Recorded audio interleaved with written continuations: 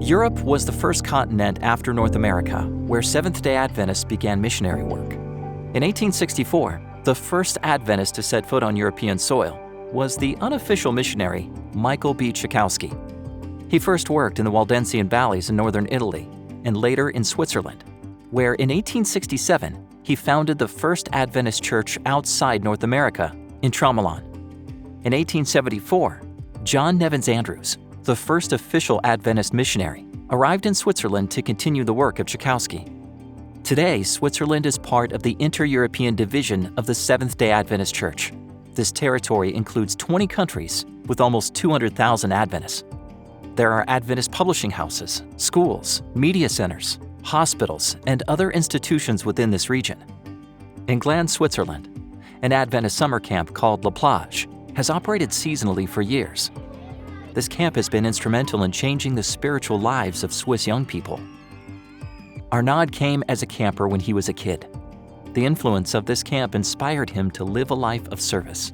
I left Switzerland to be a volunteer in Egypt, in Nile Union Academy, and I spent the year teaching English and taking care of the kids.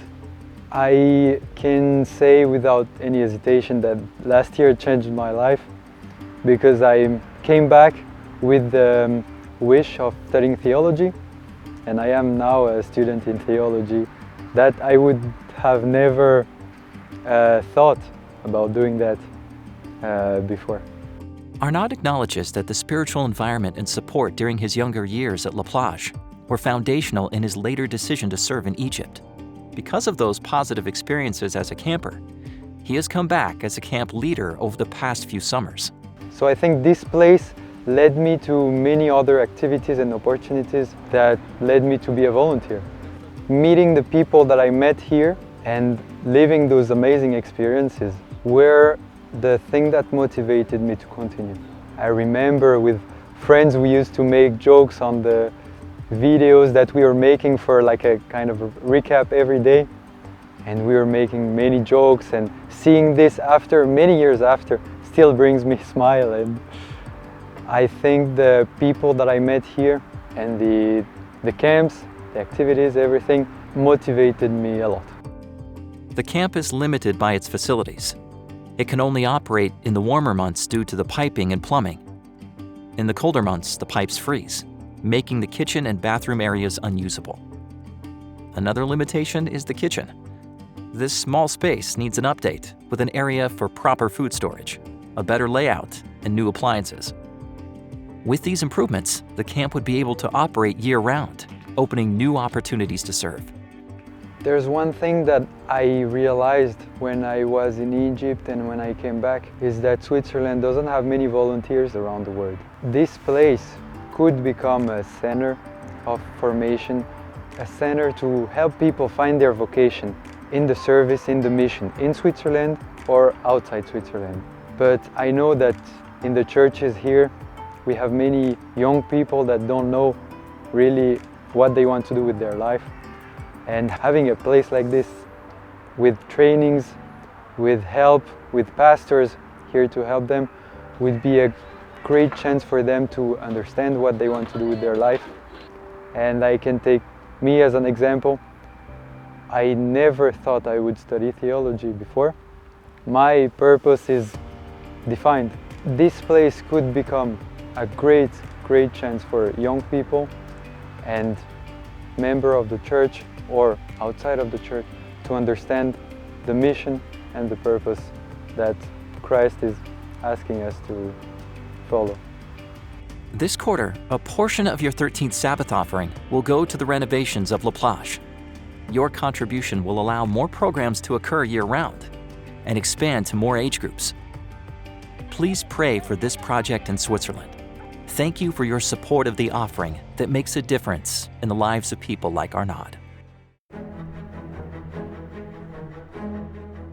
Stephen N. Haskell was the first Seventh-day Adventist minister to visit Portugal. Haskell traveled around the world at the service of the General Conference to scout the conditions for mission advancement. During this worldwide trip, he arrived in Portugal in July 1889.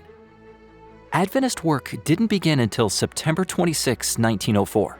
with the arrival of the first missionary couple from the United States to Lisbon, Portugal. Clarence Emerson and Mary Haskell Renfro, along with their baby, were a young family with a passion to share the Adventist message. They began learning Portuguese, and soon after, they began selling Adventist literature, making missionary contacts and visits, and preaching. Since those humble beginnings, the Adventist Church in Portugal has grown to around 10,000 members. But with 10 million people in the country, the mission challenges are still evident. It is difficult to share the gospel in the growing cities. People are busy, distracted, and interested in things outside of Christianity. One of the ways Adventists have built meaningful connections in Portugal is through education. The Setúbal Adventist School opened in 1983. Lolita helped open the school and was its first teacher. She remembers how it started with only 2 students being taught in the church. And so it was Fernando and Georgie who first attended school here in Setúbal. From there, other children came. Many children came. At the end of the first year, we had 28 children, and we continued. We were allowed to keep this open, and many more children came to attend the school. They quickly outgrew the small church space until eventually the building next door became available and they moved in. Parents noticed that this school had more to offer than just the standard curriculum found at other schools. Students' development of Christian values has attracted families to grow an interest in the Adventist Church over the years. We look at the school as a center of influence. It's a center of influence that works with our children, but also with children who are not from our church, who even belong to other churches. And this is the great method of work of this school, influencing these children and their families who come to church for special occasions. Some attend church regularly, and we have several cases of young people who have joined the Pathfinder Club and eventually were baptized.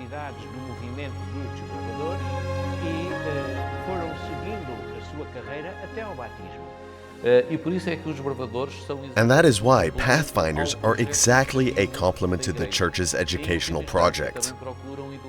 Ultimately, they seek to educate for eternity. This church, at its base, clearly has a mission vision. And what we have seen in these 40 years of work by this school in Setúbal is a very strong connection between what school life is and the life of the church.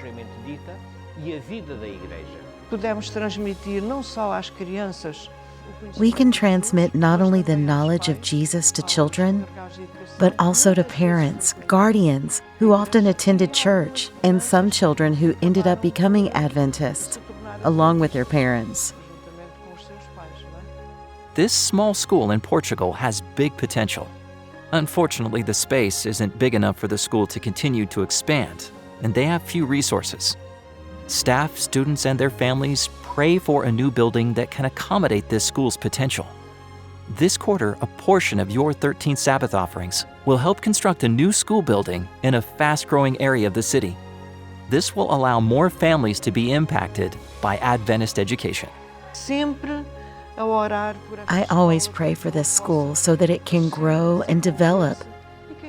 And who knows, one day we will be able to have a school with other, bigger, better facilities, with more conditions. And I think that is our objective. It's in my heart. This school is in my heart. Please pray with Lolita for this project.